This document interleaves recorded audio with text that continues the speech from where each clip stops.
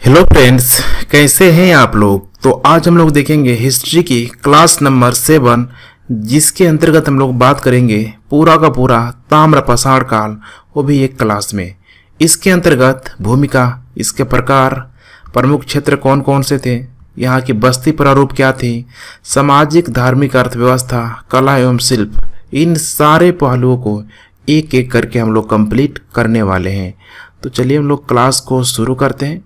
देखिए, सबसे पहले अगर बात किया जाए यहाँ पे भूमिका की, तो सबसे पहले मानव द्वारा काम में लिया गया जो भी धातु था, उस धातु का नाम था तांबा।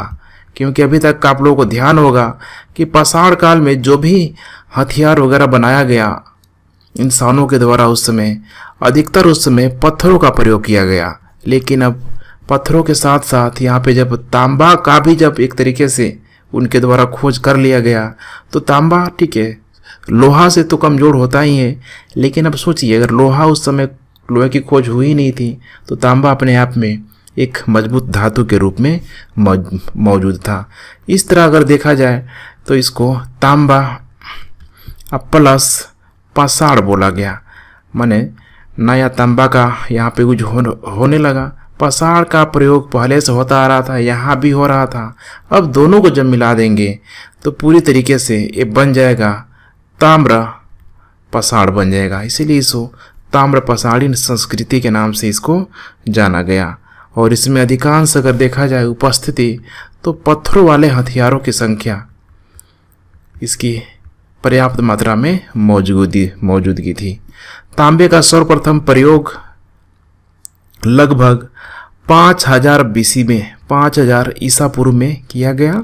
और ताम्रपाषाण काल के लोग प्रमुख रूप से यहाँ पे अगर देखा जाए तो ग्रामीण समुदाय से बिलोंग करते थे पूरी तरीके से। नेक्स्ट यहाँ पे है इसकी प्रकार की, अगर यहाँ पे बात किया जाए तो आप जिसे कि नीचे आप देख पा रहे हैं 3 टाइप से। सबसे पहले यहाँ पे है हड़प्पा पूर्व संस्कृति, मैंने हड़प्पा के जस्ट पहले, क्योंकि इसी ताम्रपाषाणीन काल के डेवलप की वजह से आगे चल के हड़प्पा काल में वो सारी चीज़ें दिखाई देता है एक परिपक्व हड़प्पा काल के रूप में। तो हड़प्पा पूर्व संस्कृति टाइम लाइन यहाँ पे दिया है लगभग 4000 से लेके 2600 ईसा पूर्व तक। इसके अंतर्गत कुछ यहाँ पे संस्कृतियाँ आएंगी, जैसे कि सोथी संस्कृति बीकानेर के आसपास का क्षेत्र है। इसके अलावा यहाँ पे झुककर झाककर संस्कृति सिंध के क्षेत्र में आएगी। ये 2 क्षेत्र काफ़ी इंपॉर्टेंट है। दूसरे नंबर पे यहाँ पे हड़प्पा कालीन संस्कृति, पीक टाइम में हड़प्पा काल इसी समय नगरीकरण अवस्था में आया हुआ था, 2600 बीसी से लेके 1800 बीसी तक। यहाँ पे कुछ इंपॉर्टेंट अगर क्षेत्र की हम लोग बात करें तो जैसे कि आहड़ है, आहड़ संस्कृति राजस्थान में, गणेश्वर संस्कृति, उसी तरीके से गैरिक मृदभांड संस्कृति, जहाँ पे गैरिक मृदभांडों का प्रयोग खूब किया जाता था। हड़प्पा सभ्यता को कांस्य युगीन सभ्यता कहा गया।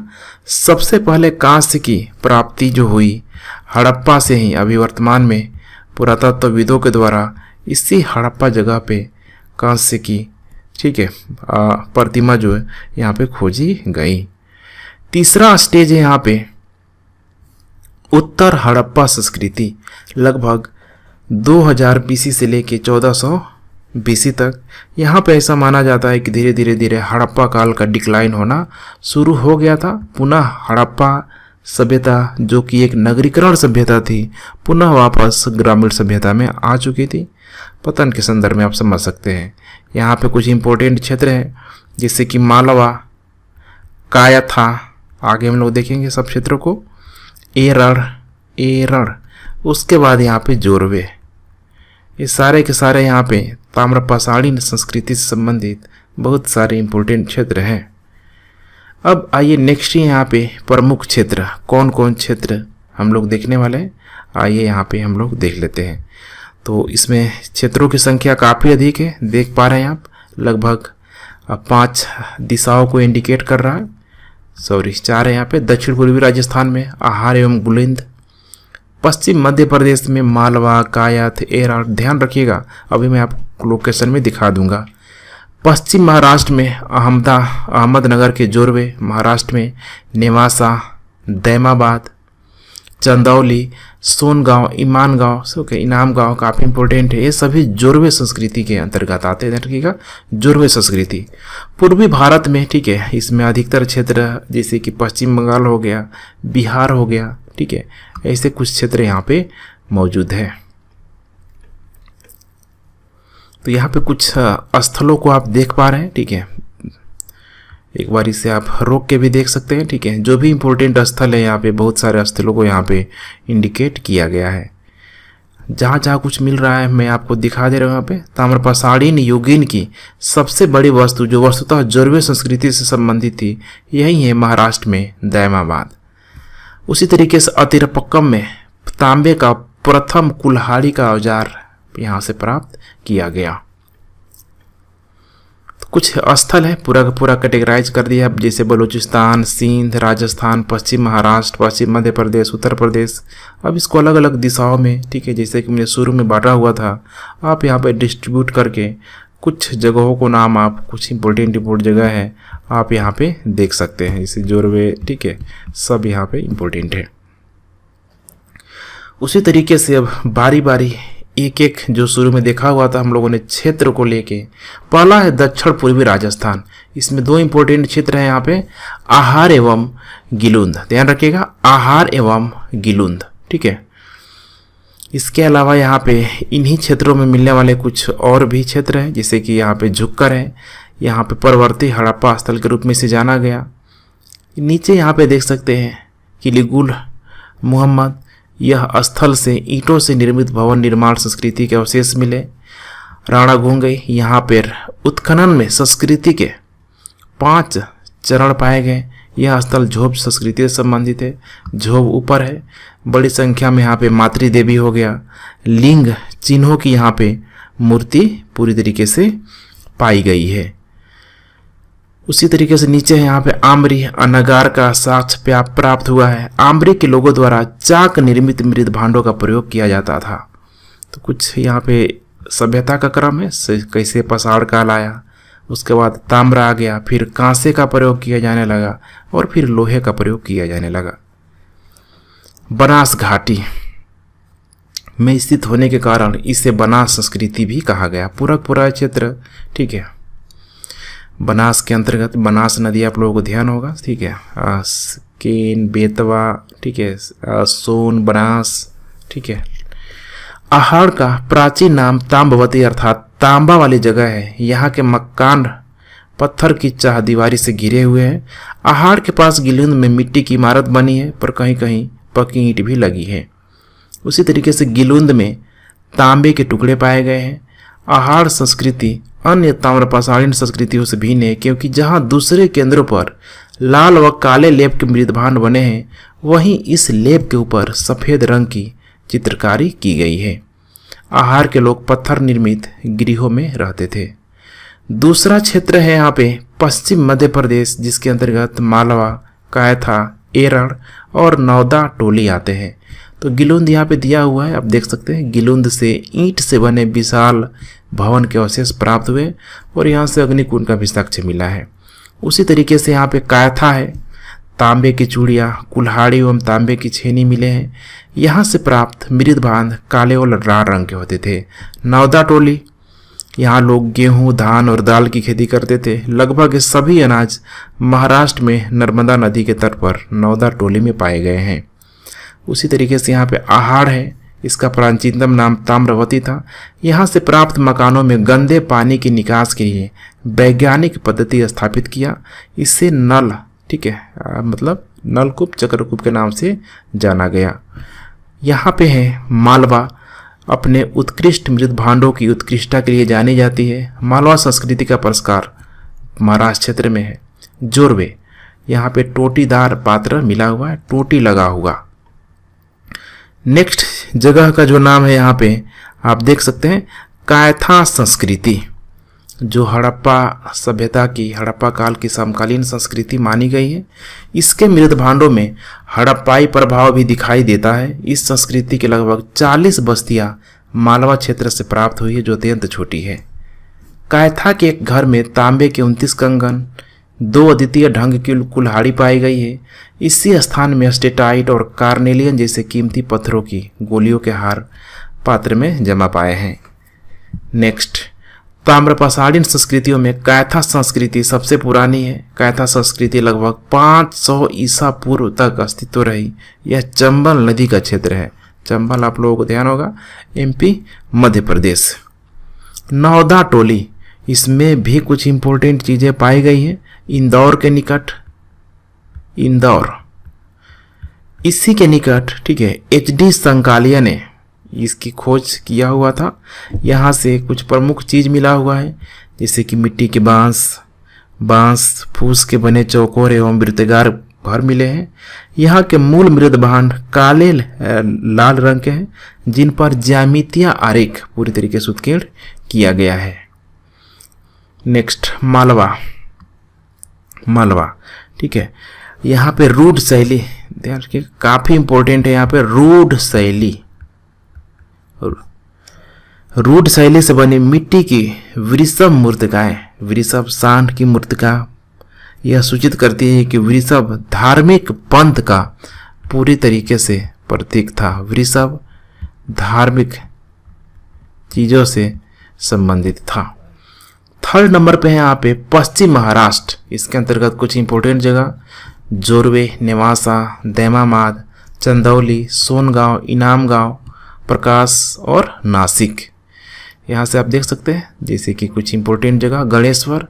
यहाँ से प्राप्त ताम्र सामग्रियों में सर्वाधिक शुद्ध तांबा 99% होता था। राजपीपला महत्वपूर्ण व्यापारिक केंद्र के रूप में मौजूद था।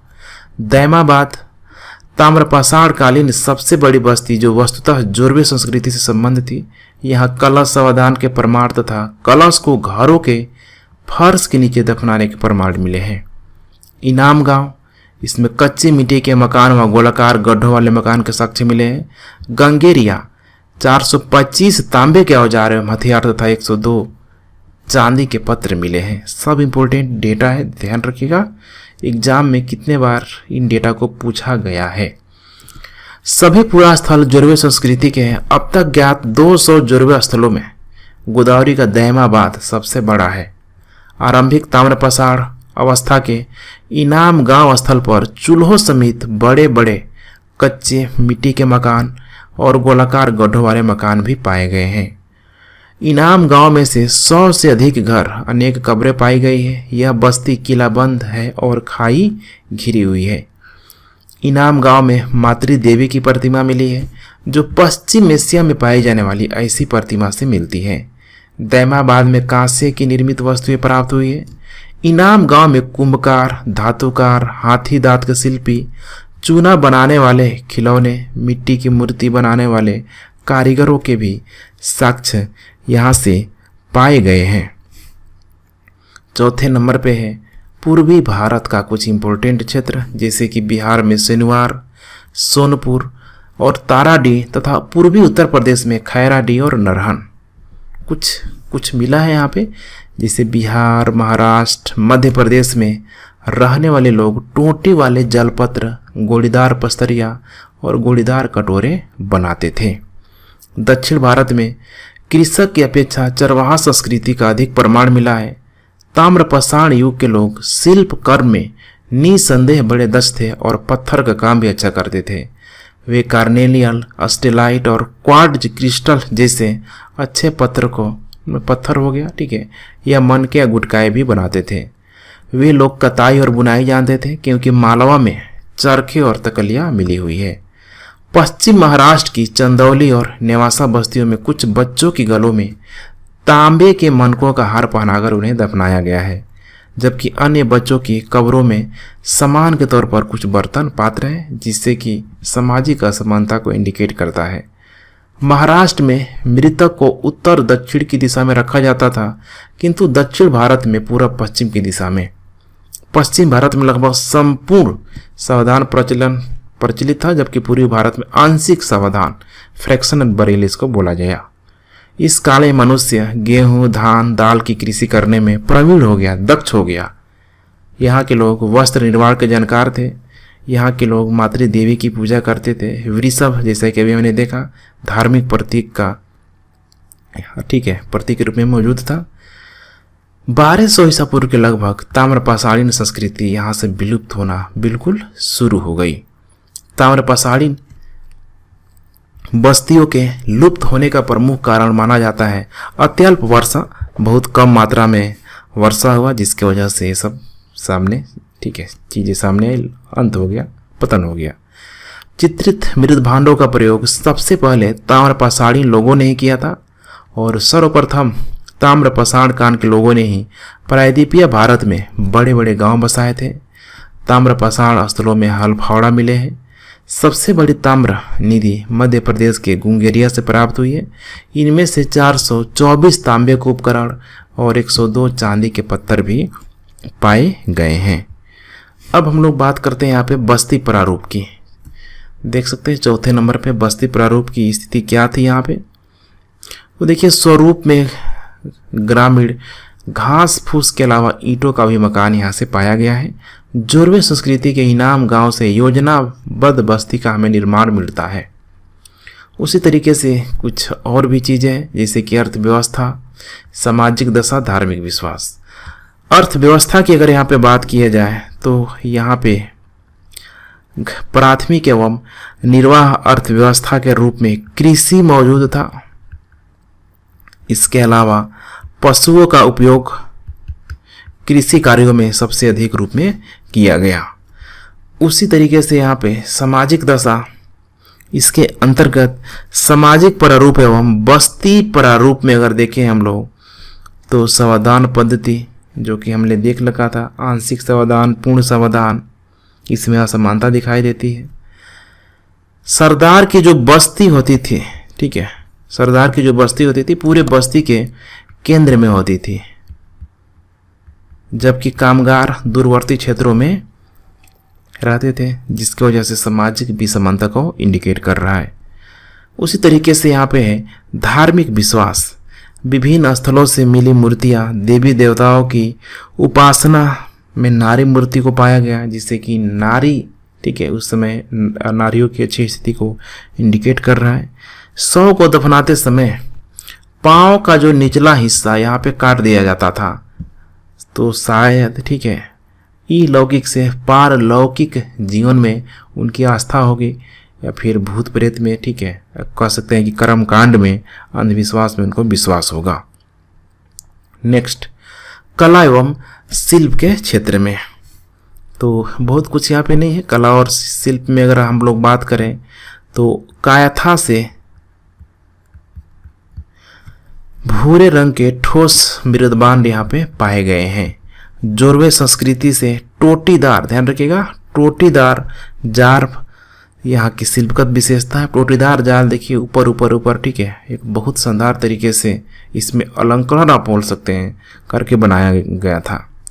और इसके अलावा धातु शिल्प ने काफ़ी लोग निपुण हो चुके थे। बहुत प्रकार की जो आकृतियाँ मिली हैं जो बहुत शानदार तरीके से उस चीज़ को बनाई गई थी। तो ठीक है फ्रेंड्स, ये पूरा का पूरा कंप्लीट हमने कर लिया ताम्रपाषाणीन काल। कल हम लोग देखेंगे, कल से हड़प्पा कालीन सभ्यता बहुत ही विस्तार से, उससे भी हम लोग कंप्लीट करने वाले हैं। तो thanks for watching and God bless you.